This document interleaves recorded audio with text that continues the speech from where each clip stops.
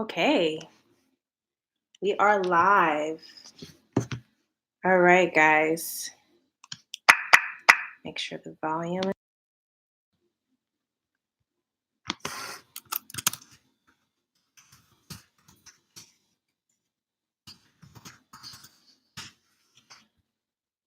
All right.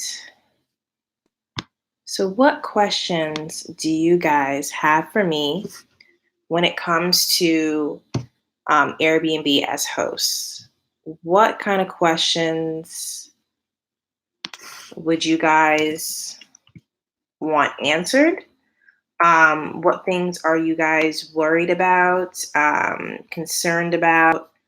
Uh, Things that are normally not talked about in mainstream Airbnb um, forums. Yeah, just come on and let me know what you're thinking and what kind of questions that you might actually have. I remember when I first started, I was introduced to Airbnb through a host who had multiple properties. And I knew a little bit about Airbnb, but I didn't understand the management aspect of it. And I started by helping her do the turnovers while she was at work. Because it's a good side hustle. And helping her do that, I began to understand a little bit about the ins and outs of what guests are looking for.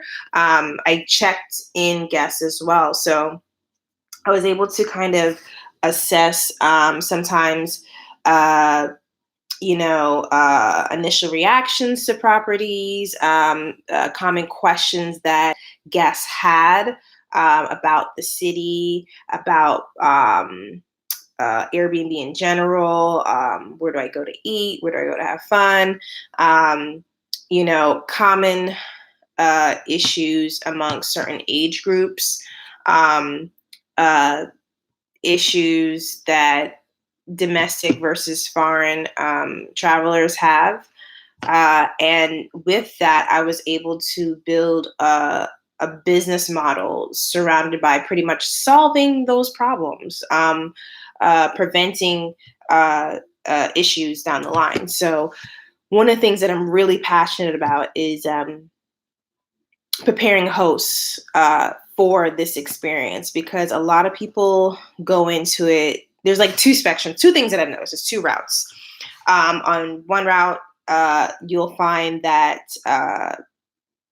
there are hosts that think that a bed, what is a cot and a hot, what is a cot and three meals is all that guests need. And then on the other end of the spectrum, I have hosts that are like, I want my guests to have a jacuzzi, and I'm going to do this, and I'm going to have them put in a pool table for them, and I'm going to put a pool in the backyard, like really, over the top amenities that can cost them a lot of money and not necessarily guarantee that they can recoup the investment back within a reasonable amount of time.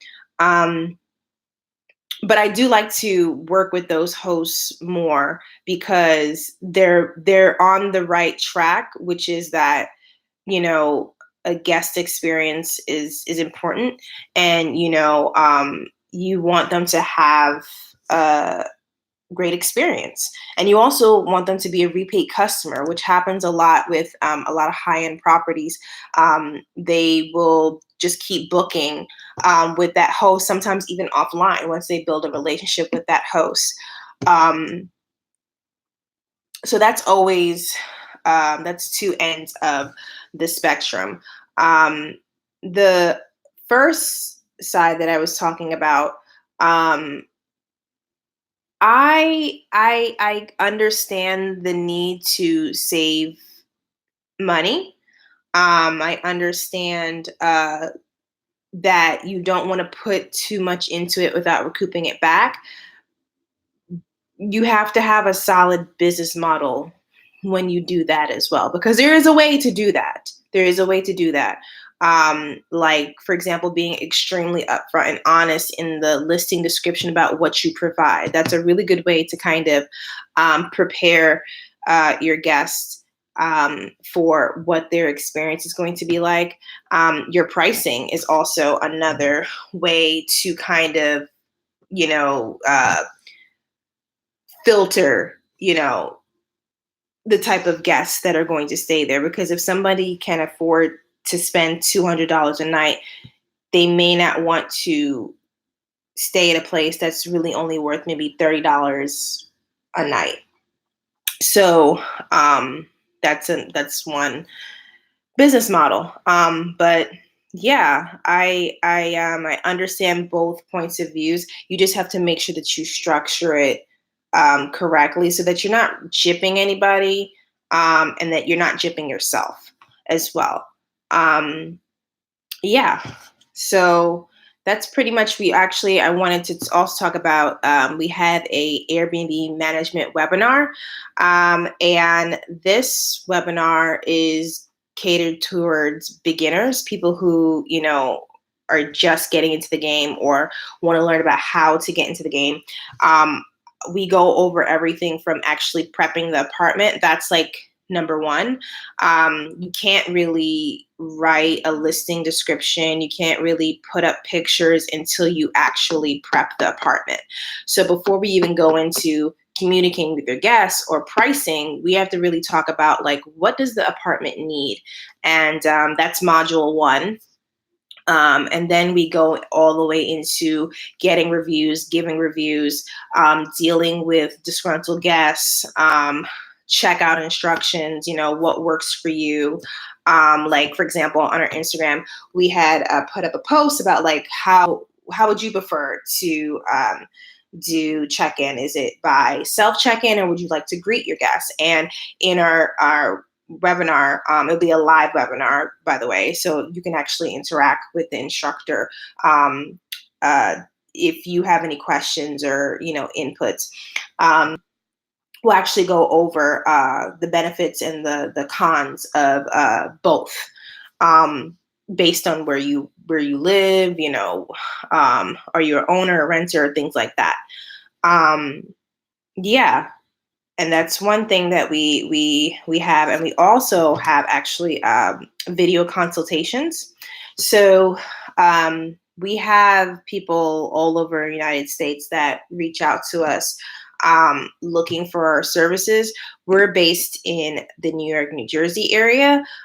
So unfortunately, we're not able to physically service them in terms of cleaning, but we can offer consultations, video consultations. So what we do is that we either Skype or Zoom, and they show us their property, and we get to talk with them and say, okay, hey, I think you might want to do this or do that. And you might, want to add this to your listing, just so that, we can help them pretty much prep the apartment, so that they can be successful. And sometimes people just need that second or third eye to just come and say, hey, I'm about to get my first guest in like a week, or I've had a bunch of guests complaining about this. Is this really a big deal? Do you have any alternatives, or other ways that I can address this without it costing me so much money? Things like that, we talk about, because we want you to be successful. And as a property owner, as a business owner, because at the end of the day, when you are running an Airbnb, you are running a business. And that's something that I think I want to do a video on, is about, like, people see Airbnb sometimes as a side gig, but the thing is that your gig is your business. It is generating money. It has expenses. It requires customer service. It requires a certain level of decorum as a business owner. It requires a certain level of education as a business owner, and that's something that I've noticed sooner or later during the path of being an Airbnb host. You eventually have to get some sort of consultation, some sort of help, somebody who's been in the business for a while to teach you how to do this. Because once you are able to do it with one property, you'll find that you can do it with another property and then another property, and you can build a short-term rental empire. There are people doing this, especially in the West Coast. They're doing this. But finding the properties, renovating the properties, furnishing the properties, getting the listing up, setting all those things up. It's that first property that makes the difference, because you will learn a lot. But get help, get consultation, get help, because there's a lot of mistakes that you can avoid along the way. Like, how do I choose guests? I think that's like another issue that hosts come across, is that when I'm communicating with potential guests, how can I tell if this is going to be somebody's going to be a rager, or if this is just a sweet old couple that just wants to come visit their grandkids? Like, how do I filter out the BS and get that information? There's a ways. There are ways. There are ways you can do that online, and there are ways you can do that physically on the property. And I've worked with plenty of hosts, awesome hosts, that have taught me tips and tricks. And I want to share it with you guys. That's pretty much why we are here. So yeah, let me see. Let me go into the comment section. Okay.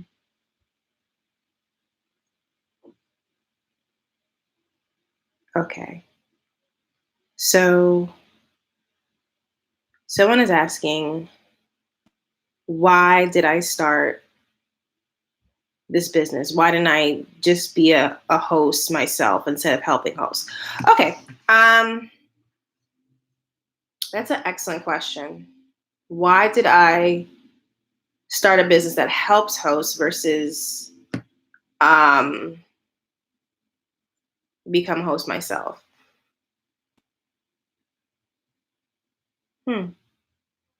I think that it was about startup costs, to be honest. Yeah, I think that was mainly at startup costs. I think that because I started the business myself, I didn't have any partners. I was thinking about startup costs, and this is a business that you really have to watch your money. You really have to think about how much, like literally thinking about the price per night, thinking about how many nights out of the month, out of the year you expect to be booked, looking at that projected revenue based on your location, then looking at that, that'll be your projected revenue. Then think about how much you actually have to put into the property to make it livable, to make it ready. The beds, the sheets, the towels, basic amenities, microwave, TV, if you want to do that. Looking at the investment costs, and then looking at your revenue. There's a particular word for this. It's not ROI, but in terms of like your cap rate. Looking at your cap rate, we'll talk about that on another video. Pretty much looking at what's your profit, what are you going to possibly make after putting in what you need to put in to get it started versus how much you're going to possibly make. Looking at that, I think startup costs were a big thing, and you really have to watch your money, and you really have to be able to assess, is this worth it? And you have to be able to come up with strategies to be able to maximize the amount of money coming in versus, like how do I give that? Let's say you have a house in Texas, right? That house in Texas has, it's not too far from maybe a university, and you have multiple rooms in that house. Let's say you want to rent it by the room. That's one strategy. Let's say you want to rent the entire house. That's another strategy. You'll have two, let's say three, it's 3 bedrooms.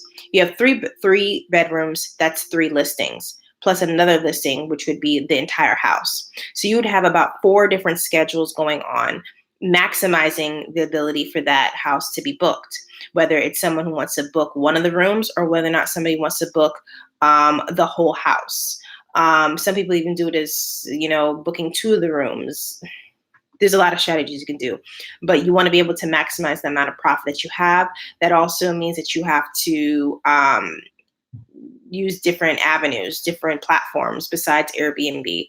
Um, that's another thing that we talk about in the Airbnb management webinar, are the different types of platforms you can use, and also different types of software you can use to bridge the different platforms. So you're managing, it's called channel managers, where you can manage the different platforms on one platform. You have Airbnb, Verbo, VRBO, HomeAway, Nesters, and all different types of stuff that are out there. You can put all those platforms on one platform, one technology, and manage the schedules and all that. So that booking.com is another one. So yeah, I kind of went off on a tangent. I forgot. Um, Startup costs. I think it was just the startup costs, because that all requires money. And I looked at it as, from a business standpoint, volume. I think somewhere along the line, I don't know if it was Rich Dad Poor Dad or Think and Grow Rich, some book that I had read, where it's better to get $10 out of 100 versus the whole 100, because that's all you got. Versus if I'm working at a where on volume, where I can get $10 from 1,000 people or $1,000 like it's just breaking it out like that. It's less energy. It allows me to grow, and I also, the business itself is an asset, versus me being a property owner, or subletting multiple properties by myself may be a little bit more difficult.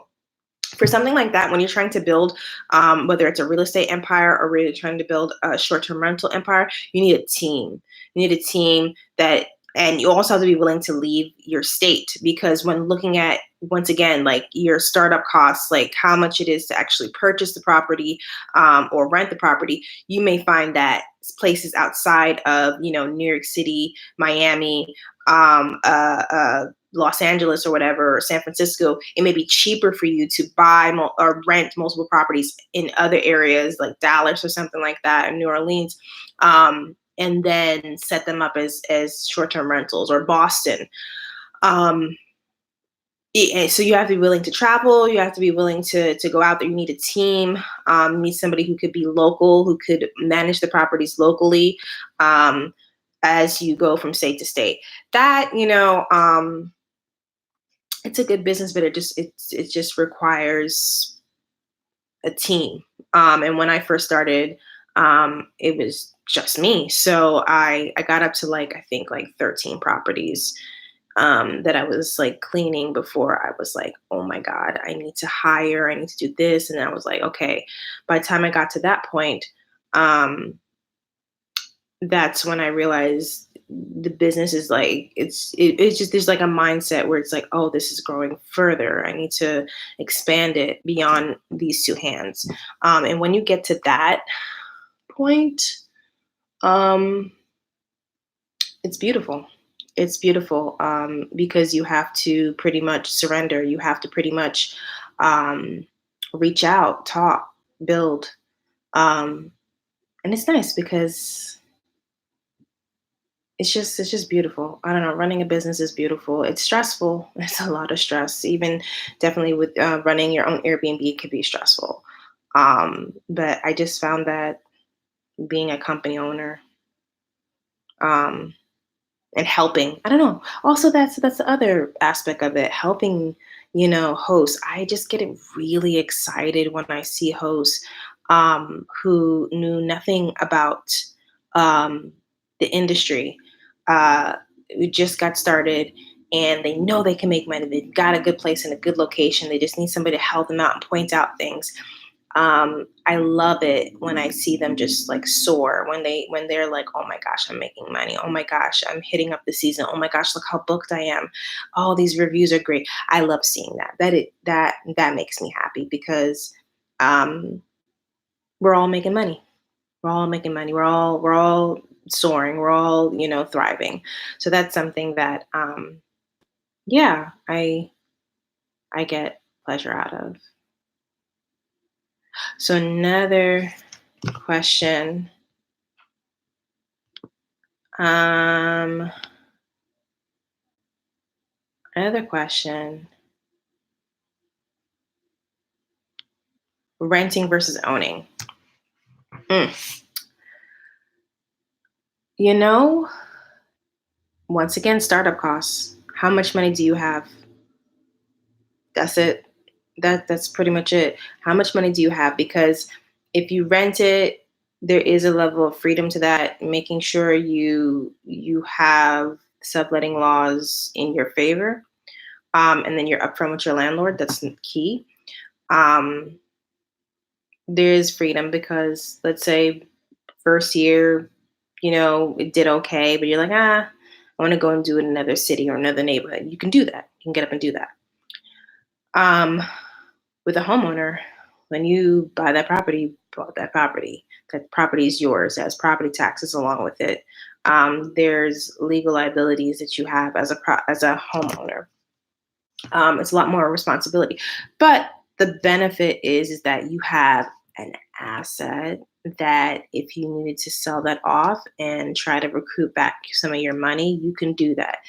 The one thing that you have to do, regardless if you're renting or you're owning, you need to do research on the area that you plan to do it in. That is essential. There is a platform called AirDNA. Check that out. I'm gonna see. Yeah, AirDNA. Check that out. They give you statistics on properties, or I should say neighborhoods and cities all across America. Um, you do have to pay a subscription for the data. But if you are actually serious about this thing, you should definitely do it because I cannot tell you how many homeowners I've met. They bought the property cheap and they did not realize the reason why it was cheap was because it wasn't necessarily in a good neighborhood, maybe up and coming neighborhood, but up and coming is going to take about maybe 5 years. Um, and they bought it.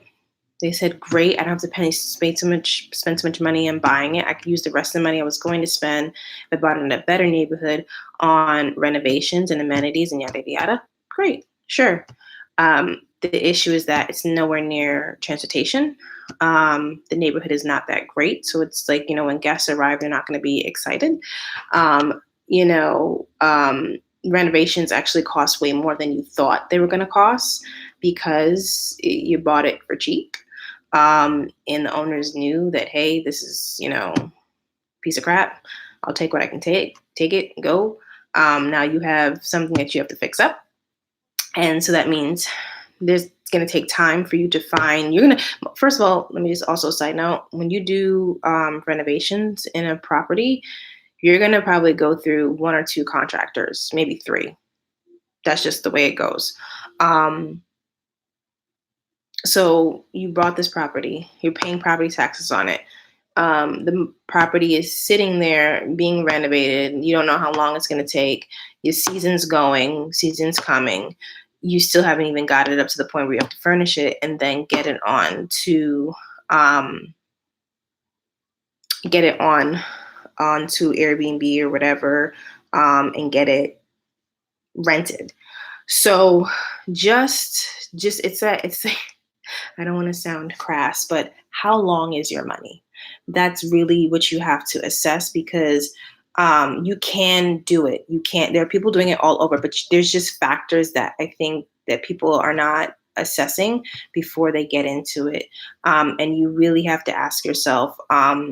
You may want to do a mixture of long term and short term in if you buy a house. Like if it's a two family, you could do long term in one unit, short term in another, just so you can mix up your business model. And the thing with long term, the beauty of it is that it's guaranteed money. So um, definitely mix your business model, especially if you've gotten a place cheap and you have to fix it up. It's going to take some time. Um, Work out a way where you can say, okay, how much can I get long term while I fix up the other unit or whatever, figure it out, but definitely assess and overstate how much money you're gonna probably have to end up spending. Um, but it's possible.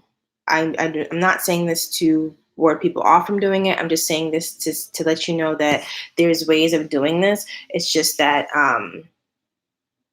you just don't want to jump in head first and think, well, I just came into some money, let me buy some property.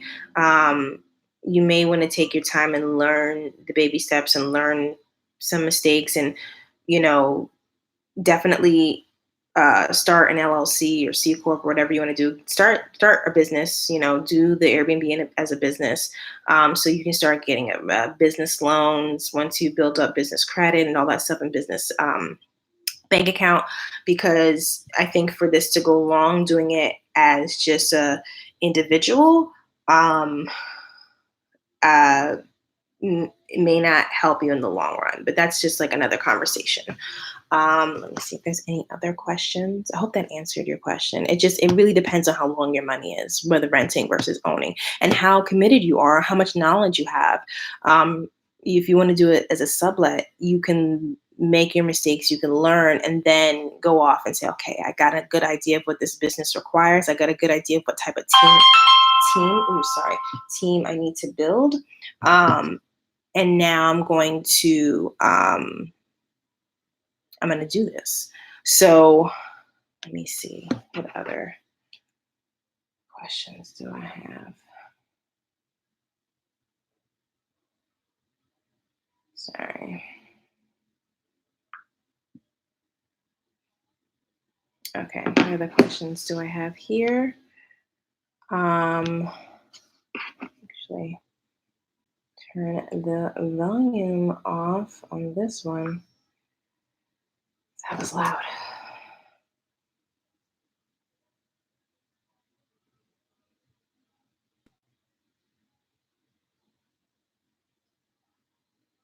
Okay, I love good people, good teams. Just a message from one of my team members. When you find good people, you have to treat them well.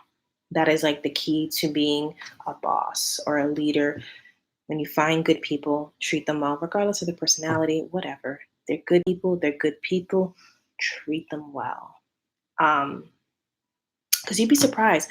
A lot of good people are not really treated well in businesses. They are actually wind up getting abused. So treating them well will make a huge difference um, in your relationship to them in the long run. Okay. I think I'm gonna do one more question and then head off. Because business waits. Let me see.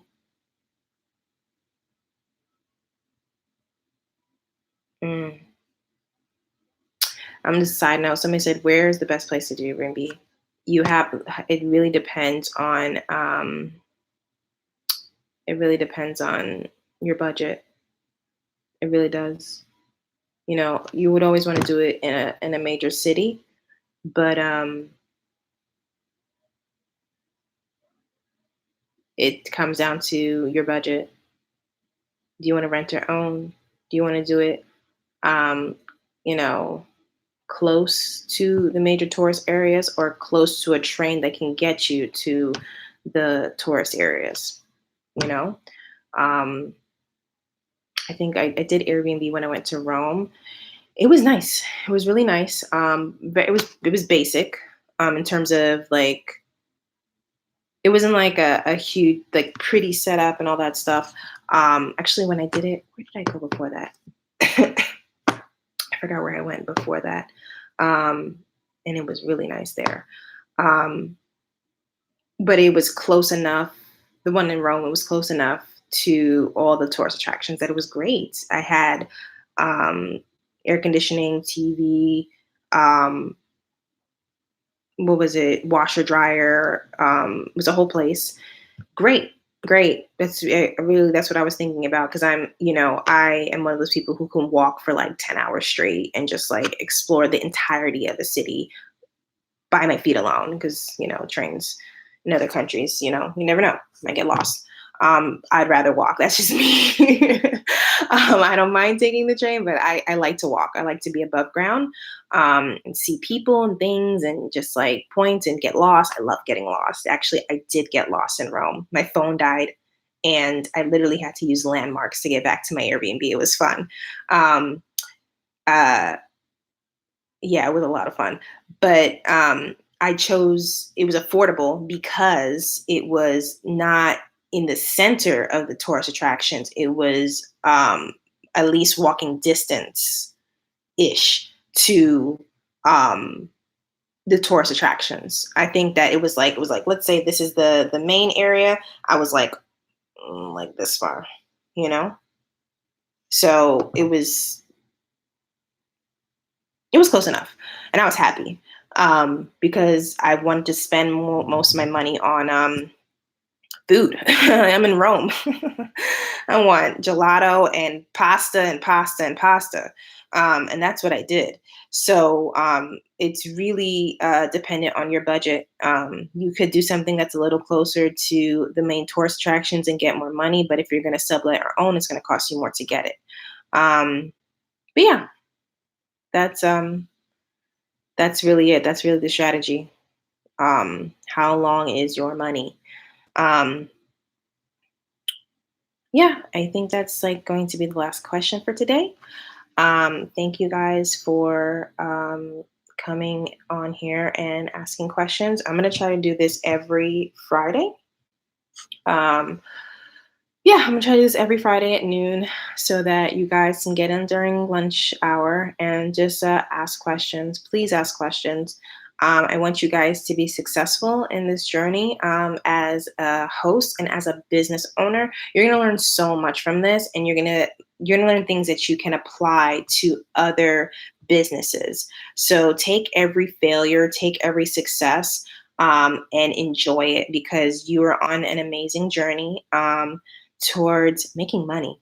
That's really, I mean, yes, it is, providing accommodations, but it's also about making money. And money is there for you. It's right there for you. You just have to kind of learn how to do the dance.